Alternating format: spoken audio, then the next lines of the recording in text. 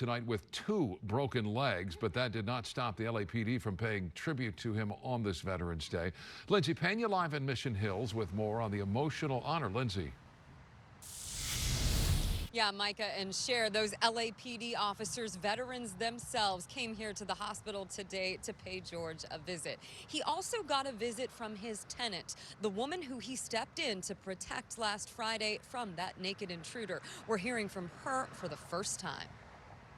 This incident, although it was horrible,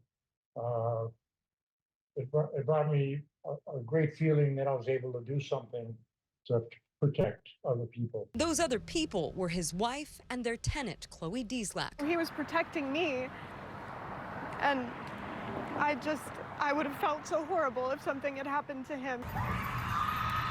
She took us back to those terrifying moments at her Studio City home in the early morning hours.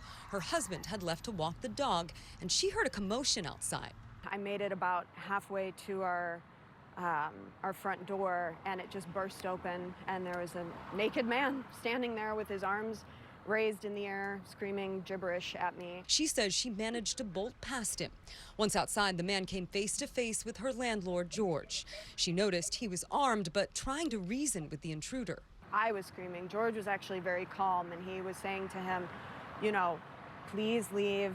The cops are on their way. I've called the police. Please get off. Chloe says the man rushed at George, taking him down, and in the process, breaking both his legs.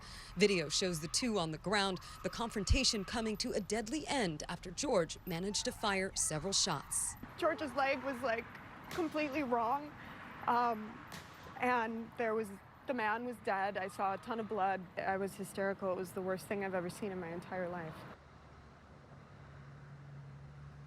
And we still don't have an identity. We still don't have an identity on that suspect yet, or why he was in Studio City last Friday. As for George, we do have a link to his GoFundMe. The family has started to help pay for his mounting medical expenses. That link is on our website, ktla.com. That's the latest from Mission Hills. Lindsay Pena, KTLA 5 News. Back to you guys in the studio. Thank you, Lindsay.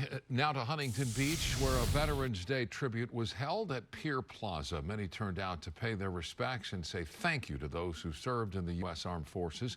We caught up with some Vietnam vets, including one who wrote a book about his experiences in Vietnam called I Walked with Heroes.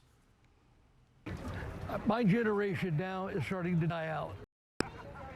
And the story needs to be told so they're not lost forever. It's really appreciated that people show up to honor veterans. So many of our veterans sacrifice a great deal in their lives. According to various estimates, in 2023, there were 16 to 18 million living U.S. veterans. About 30% of those were Vietnam veterans. Happy Veterans Day, Marines! And happy birthday, Marines! In the San Fernando Valley, the 22nd annual Veterans Day Parade rolled through Mission Hills. Crowds lined Laurel Canyon Boulevard to pay tribute to America's heroes. Grand marshals for the event included veterans from the Korean War, Vietnam War, and Operation Iraqi Freedom. Joseph Martinez. I served in Vietnam from 66, 67. Eddie Modine, I served with the 1st Infantry Division in 1965 in Vietnam. My name is Robert Enriquez. I served in the United States Navy. My name is Danielle Defoe. I'm with Los Angeles Post 8, American Legion. I'm the post commander, and my husband is the post adjutant. And we caught up with more proud veterans today at the Cinco Puntos annual event in Boyle Heights.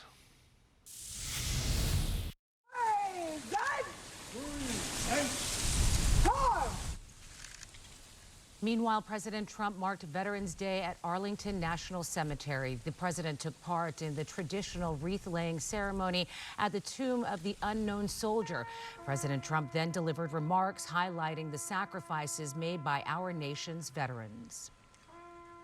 Today, we remember with overwhelming gratitude the more than 1 million American service members who have made the supreme sacrifice and laid down their lives for the good old USA. The president reaffirmed his commitment to renaming Veterans Day to Victory Day for World War I. A report from the Trump administration finds the VA collects roughly $2.3 million annually from UCLA, the Brentwood School, and a local parking company for leases on its West LA VA campus, despite that 388-acre property being worth more than $48 million. Last year, a federal judge issued a ruling nullifying those leases, ordering 2,500 temporary and permanent housing units be built on the campus. The VA is appealing that ruling. Elsewhere tonight, 6 weeks after suffering severe injuries in a scooter crash, Cal State Fullerton soccer player Lauren Turner has died.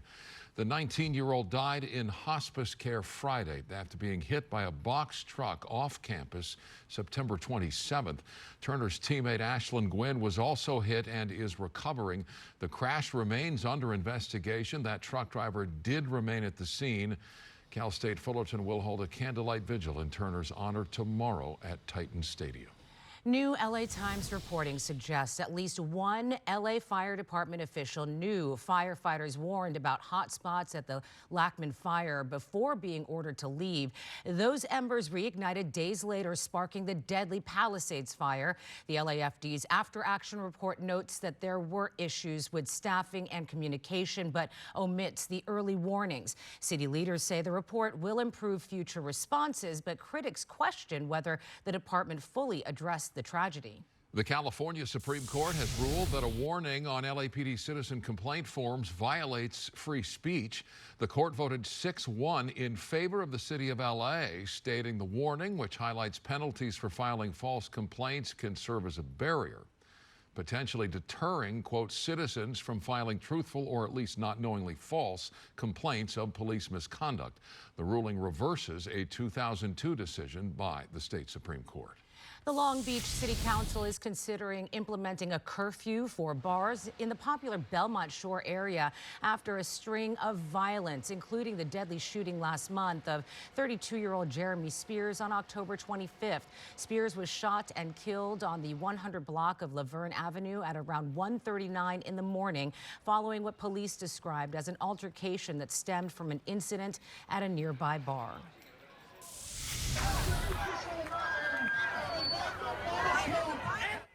The Department of Justice says it will investigate security lapses at UC Berkeley after an event held by conservative group Turning Point USA was targeted by protesters. Following the clashes, which led to 4 arrests, DOJ officials say they are concerned about, quote, Antifa's ability to operate with impunity in California. The TPUSA event is part of a tour that started prior to the September assassination of founder Charlie Kirk.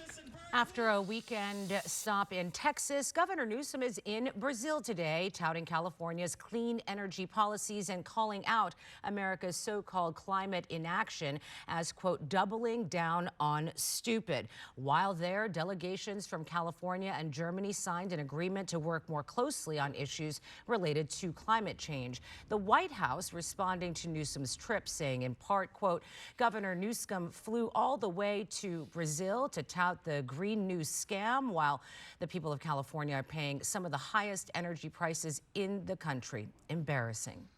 Meanwhile, new polling shows a tightening race to succeed Newsom as governor. Riverside County Sheriff Chad Bianco placing first in the new UC Berkeley LA Times poll. Former Congresswoman Katie Porter places second. No other candidate hits double digits, showing a race that is wide open. Much more still to come here on the news at 7. Is the end of the nation's longest shutdown near? Members of the U.S. House on their way back to D.C. to vote on a Senate